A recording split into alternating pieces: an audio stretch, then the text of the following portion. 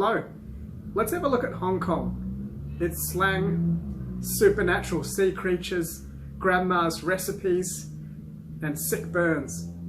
Yesterday, I sat down with a former Hong Kong local and regular visitor to the island to get some of that inside info. A really good Hong Kong slang is ayah. Oh yeah, what's the use of that? Everything. Like, you can use it in any situation depending on tone, volume, inflection. Okay. So you can use it for like ouch, like ayah. Okay. Or like disapproval, like ayah. Or excitement, like ayah. Like you can literally use it in any situation. It's the F word of Asia. Yeah, except it's not rude. No, but it's flexible. It's flexible, yeah, definitely. But yeah, you can definitely use it in a kind of formal, polite situation as a foreigner, and your hosts would be very impressed if you said ayah to anything. Yeah.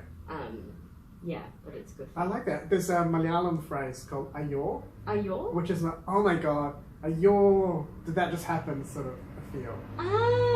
Yeah, I think I've heard someone say that, and I was like, they just say ayah? Yeah. I was like, no, it's ayor. It's a very southern Indian thing. There might have been ancient connections between China and India. Possibly. And also it's a fun thing to say. It's just a fun sound to make. Yeah, definitely. Ayah. Like, yeah. Yeah, okay, I like that. Any more slang or tips from Hong Kong life that you can share with us? Oof. If someone's yelling at you, they're probably not mad, they're just talking. Okay. Yeah, I've had multiple friends from America and New Zealand visit me and just kind of panic because someone next to us was yelling. I was like, oh, what's wrong? Yeah. Oh, they're just talking. Yes. Yeah, so it's okay. Everyone's always yelling. So just relax. It's fine. Yeah. Yeah. What are some of your favourite memories of Hong Kong?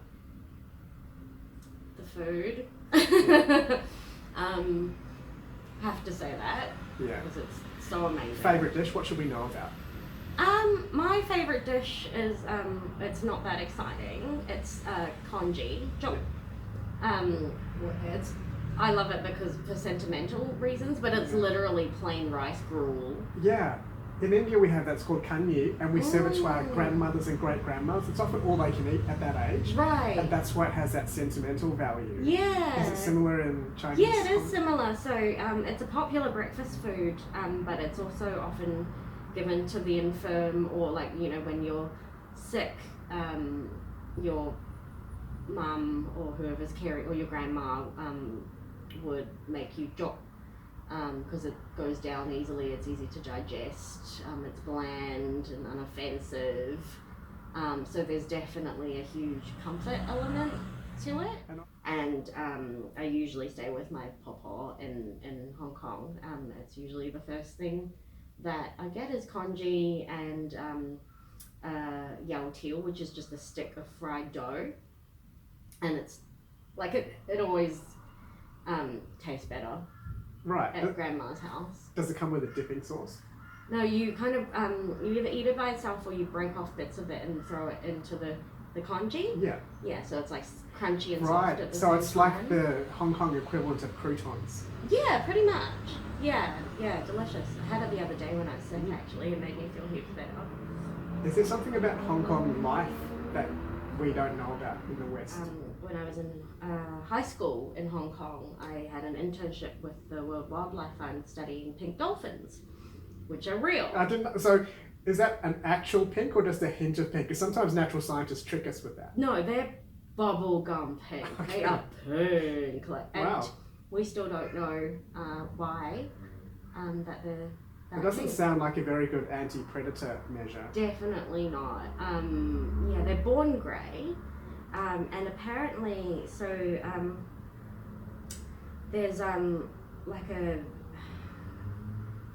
I don't know if you call it like a sub-ethnicity or a tribe, but there's a like fisher folk, traditional fisher folk in Hong Kong called Tanga, and apparently like they would go out in their fishing boats, and they didn't know that they were dolphins. They thought they were some sort of weird spirits, because it's so weird to see bright pink Yes. in nature coming out of the ocean. Yeah. It's freaky. And they would throw pots at them. Okay. And like I didn't know this until like I told my granddad. Aggressively or kindly? Aggressively. Okay. Like, get away, weird pink thing coming out of the ocean. Yeah. Yeah, and that was like a random story that my granddad told me when I Sure. told him I was studying pink dolphins. Yeah. He was like, oh yeah, the Dan guy used to throw pots at them. Okay. Which is sad because the dolphins are a subculture of dolphin, the pink tribe. Exactly. They should be bonding over their outsiderness. Exactly. Except it's kind of this weird internalized racism. Yeah. Yeah. Although I guess the levels of DDT contamination is much more of a threat than Yes. pots being thrown Yeah. at them. Is that what explains the pinkness? No. They've They're always naturally been pink. pink. Yeah, they're not like Okay. mutant radioactive No. dolphins. That'd be a good superhero story. Oh, that'd be pretty funny. Yeah. So I'm referred to as a coconut, which is brown on the outside, white in the middle, and a common Asian term is banana. Is there a Hong Kong version of this? Yeah. So for someone who's yellow on the outside, white on the inside, or has grown up very Western, the term in Cantonese is jokseng, which I only looked up. I've been called that my whole life, but I've only looked up the origins of it for this interview, and it actually means like a rising bamboo. Which sounds like a lovely thing to be. It does, but the and I guess in a way it's like it evokes images of growth and greenness, and I think Chong mentioned how like he looks different because he grew up overseas because we had better nutrition and stuff. He's just bigger, so that there's I think an element of that to it. I mean, according to possibly just from what I found in Wikipedia and just mad speculation. It's also the only plant that gets graffiti. True. It's the punk of the plant world. Yeah, which is like very. Yeah, that's it's you. like Chinese, but it's punk. Yeah. You know, it's very confusing to people. But I think the origins was either that it's Chinese in origin, but it's hollow, so it's devoid of traditional value. Or the other explanation is that it grows in sections that aren't interconnected. They don't flow into each other. Yeah. So we've got these different compartments to ourselves that are like this bit's Chinese, this bit's Western. They don't flow into each other. It's all very confusing and compartmentalized. Same thing happens in India. I mean, no one knows the difference between Malayalam, Tamil, or Gujarati if you're not from that world. But people from that world get very precious about those differences. And then you come to a Western country and you're not allowed to be that specifically different. You've just got to be the generic version of your culture. Sure, otherwise it's too confusing. Yeah. That's why, well, your name is relatively easy to pronounce, so that's why like a lot of Chinese people have an English name and a Chinese name. Yeah. It's because I can't be bothered teaching every white person to say Long John Si. Yeah. So It's for people who aren't familiar, what's the difference in attitude and feel and origins between Cantonese and Mandarin? They're both very shouty. Okay. I guess because we're just so populated that you always have to compete to be heard. Yeah. Everything's always very, very loud. And yeah, it's funny because a lot of people in Hong Kong say, oh, Mandarin's just Cantonese pronounced a bit wonky. Okay. And it's not true. And a lot of Hong Kong people are now finding that because they need to do business with mainland China, need to learn Mandarin properly. So it's difficult because Cantonese has 9 tones. Yeah. So it's really hard to learn if you didn't learn it as a mother tongue.